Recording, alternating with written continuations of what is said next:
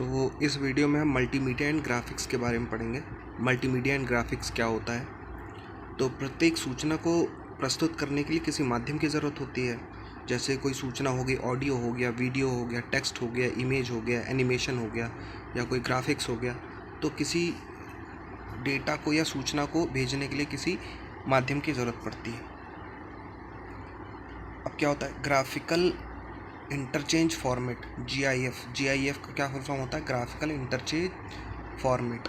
ये 8 बिट का colour image प्रयोग करता है। ये 8 बिट का कलर इमेज प्रयोग करता है GIF। अब एक होता है JPEG फॉर्मेट। क्या होता है JPEG? Joint graphical expert group. Joint graphics expert group होता है जो 32 बिट कलर इमेज का उपयोग करता है। JPEG इमेज दो टाइप की होती है, एक बिट मैप इमेज होती है, एक वेक्टर इमेज होती है। बिट मैप इमेज क्या होती है? बिट मैप इमेज वो इमेज होती है जो रास्टर इमेज भी कहते हैं, इसको रास्टर इमेज भी कहते हैं। और बिट मैप इमेज और ग्राफिक्स छोटे छोटे पिक्सल से मिलकर बना होता है। बिट मैप इमेज जो है वो छोटे छोटे पिक्सल से मिलकर बना होता है। बिट मैप इमेज में JPEG फॉर्मेट आता है, PNG फॉर्मेट आता है, GIT फॉर्मेट आता है या GIF फॉर्मेट आता है। ठीक है, ये सब फॉर्मेट बिट मैप इमेज में आते हैं।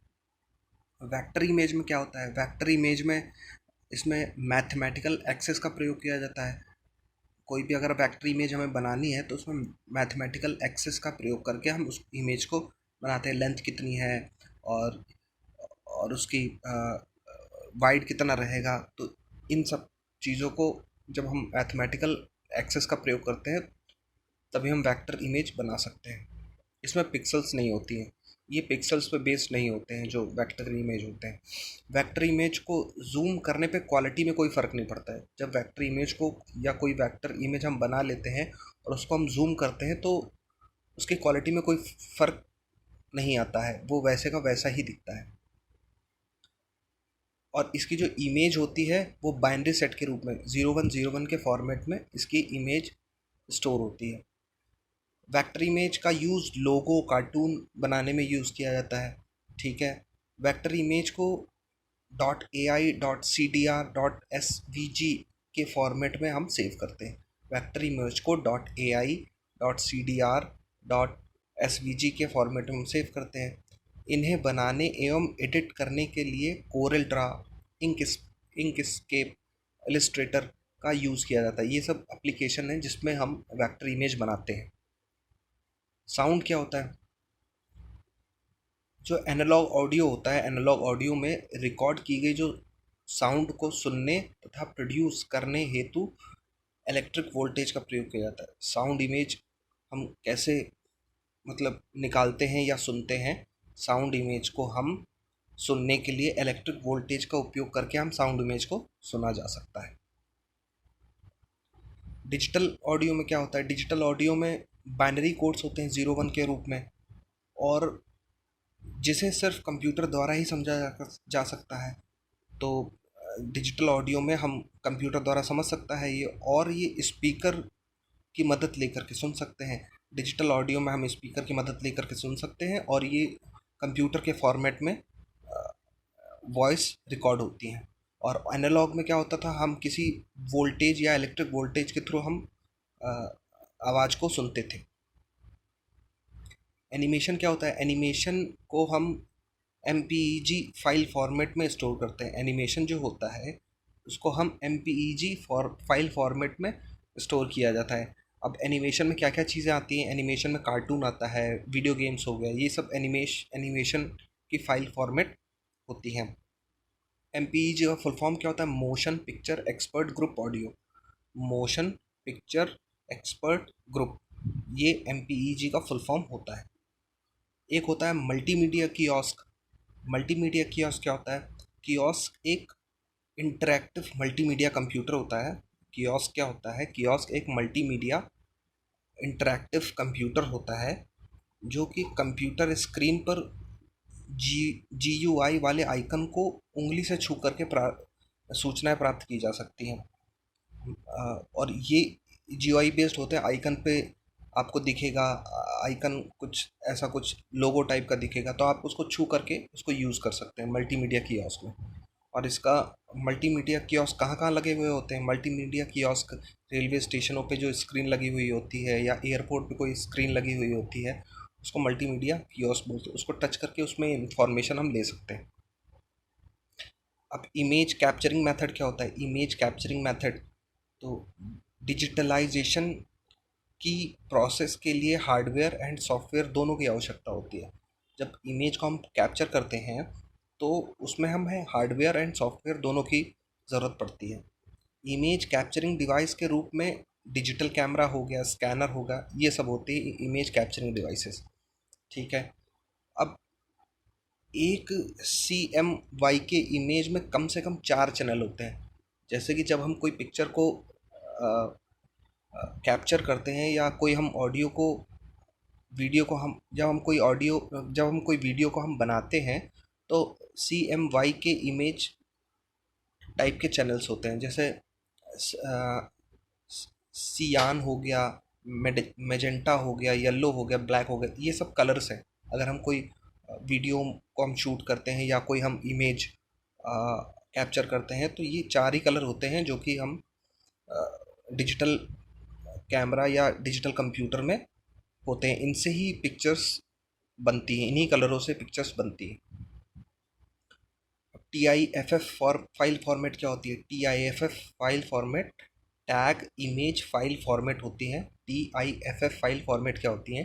ये टैग इमेज फाइल फॉर्मेट होती हैं, और ये RBG और CMY के कलर का सपोर्ट करता है। ये दोनों कलर को, एक RBG कलर सपोर्ट करता है और CMY के। जो आजकल डिजिटल कंप्यूटर है या डिजिटल चीज़ें हैं, वो CMY के कलर सपोर्ट करती हैं, और जो पहले के जो मॉनिटर्स होते थे वो RGB कलर को सपोर्ट करते थे। EMPS फाइल फॉर्मेट क्या होती है? EMPS file format encapsulated post script, इसका फुल फॉर्म होता है इनकैप्सुलेटेड पोस्ट स्क्रिप्ट।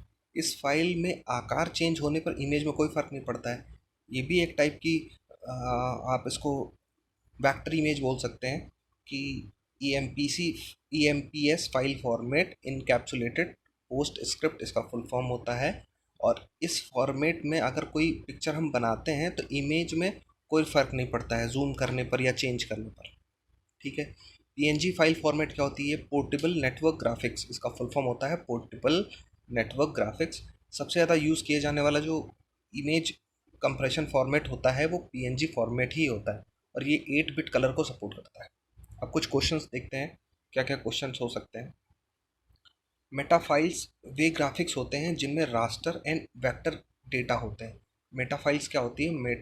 मेटाफाइल्स वो फाइल्स होती हैं या वो वे ग्राफिक्स होते हैं जिसमें रास्टर एंड वेक्टर डेटा दोनों होते हैं। अब डिस्प्ले प्रोसेसर CPU को ग्राफिक्स कोर से फ्री करता है। डिस्प्ले प्रोसेसर CPU को ग्राफिक्स कोर से फ्री कर देता है। ठीक है। अब थर्ड हो गया, द बीम पेंट्रेशन मेथड में प्रोड्यूस होने वाला कलर कौन सा होता है? बीम पेंट, जब हम मॉनिटर में जब कोई हमें पिक्चर या हमें कोई वीडियो दिखाई देता है एक बीम के थ्रू, तो उसमें कौन कौन से कलर यूज़ होते हैं? Red, orange, yellow, green. Beam penetration method इसको बोलते हैं। अब RBG moderate use for, RBG किस में यूज़ होता है? कंप्यूटर डिस्प्ले में हम RBG कलर यूज़ करते हैं, जैसे रेड, ग्रीन, ब्लू, ये कंप्यूटर स्क्रीन में RBG मॉडरेट यूज़ होता है। Which algorithm is used for compressive video? किसी वीडियो को कंप्रेस करने के लिए कौन सा एल्गोरिथम यूज़ होता है? Discrete cosine transform.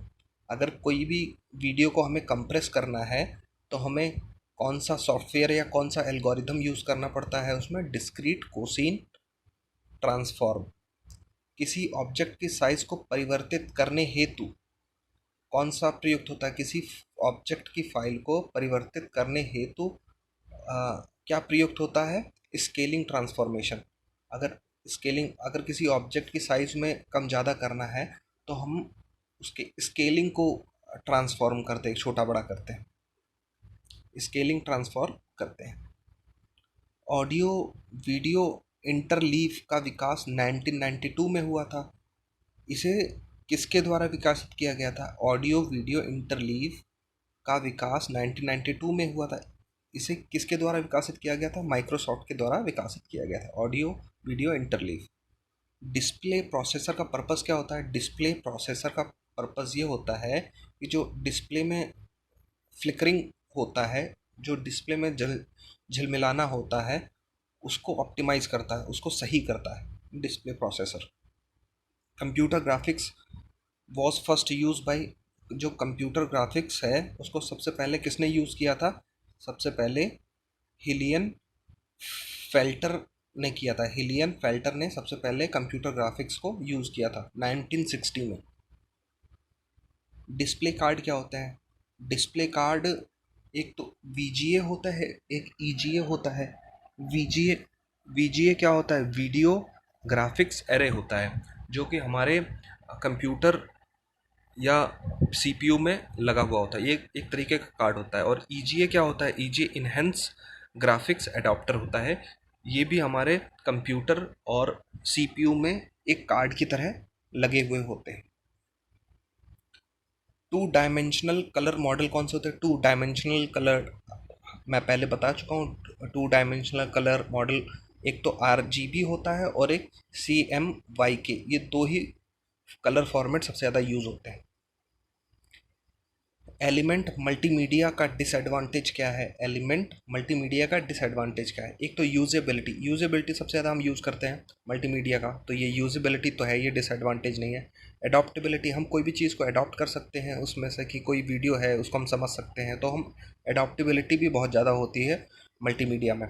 रिलेटिविटी, हम किसी चीज़ को किसी चीज़ से रिलेट कर सकते हैं। मान लो कोई हम वीडियो देख रहे हैं तो हम रियल लाइफ से उसको हम रिलेट कर सकते हैं, तो मल्टीमीडिया का ये डिसएडवांटेज नहीं है। हाँ, कॉस्ट डिसएडवांटेज है कि मल्टीमीडिया की कॉस्ट बहुत ज़्यादा होती है। अगर हम मल्टीमीडिया या कोई टीवी या हम कोई चीज़ देख रहे हैं तो उसको हमें पैसा देना पड़ता है, ये एक डिसएडवांटेज है। कौन सी इमेज फाइल लॉसी फॉर्मेट होती है? कौन सी इमेज फाइल लॉसी फॉर्मेट में होती है? तो लॉसी फॉर्मेट इमेज कौन सी होती है? Lossy format image JPEG format होती है। JPEG फॉर्मेट होती है लॉसी, उसको लॉसी फॉर्मेट बोलते हैं। प्रत्येक BIT रिप्रेजेंट करती है। BIT क्या होता है? BIT में दो कलर ही यूज़ होते हैं, जो हमने पहले देखा हुआ है। तो BIT कैसे रिप्रेजेंट करता है? टू कलर रिप्रेजेंट करता है। लिमिटेड फीचर वाला ग्राफिक्स कहलाता है। लिमिटेड फीचर वाला ग्राफिक ग्रे स्केल इमेज होता है। पहले के ज़माने में लिमिटेड फीचर वाले ग्राफिक्स होते हैं, अब तो कई सारे कलर कॉम्बिनेशन हो गए, लेकिन जो पहले के जो ग्राफिक्स होते थे उसमें ग्रे स्केल इमेज होती थी, ज़्यादा उसमें कलर्स नहीं होते थे, उसको ग्रे स्केल इमेज बोलते हैं। कंप्यूटर ग्राफिक्स में एक कंप्यूटर हेतु यूजुअली प्रयुक्त एस्पेक्ट रेशियो का स्टैंडर्ड कौन सा होता है? कोई भी इमेज हो गई या कोई भी वीडियो हो गई, तो उसका स्टैंडर्ड कौन से रेशियो में होता है? उसका स्टैंडर्ड 4:3 में होता है। या 4 लेंथ हो जाएगी और 3 विड्थ हो जाएगी, या 4 विड्थ हो जाएगी, 3 लेंथ हो जाएगी। तो इस रेशियो में हम कंप्यूटर ग्राफिक्स को बनाते हैं या स्टोर करते हैं। अब पिक्सल में कितने बेसिक कलर कंपोनेंट रखता है? पिक्सल में कितने बेसिक कलर कंपोनेंट रखता है? तो ये 3 या 4 कलर के कंपोनेंट रखता है। अगर कोई पिक्सल हो गया, जैसे कोई इमेज है उसमें एक पिक्सल है, कई सारे पिक्सल से मिल करके एक इमेज बनता है, तो एक पिक्सल में बेसिक कलर कंपोनेंट कितने हो सकते हैं? 3 या 4 हो सकते हैं। ठीक है। डिस्प्ले प्रोसेसर को कहा जाता है, डिस्प्ले प्रोसेसर को क्या क्या कहा जा सकता है? डिस्प्ले प्रोसेसर को डिस्प्ले को प्रोसेसर कहा जा सकता है और ग्राफिक्स कंट्रोलर बोला जा सकता है। जो डिस्प्ले प्रोसेसर होता है उसको हम या तो डिस्प्ले को प्रोसेसर बोल सकते हैं या ग्राफिक्स कंट्रोलर बोल सकते हैं। So thank you.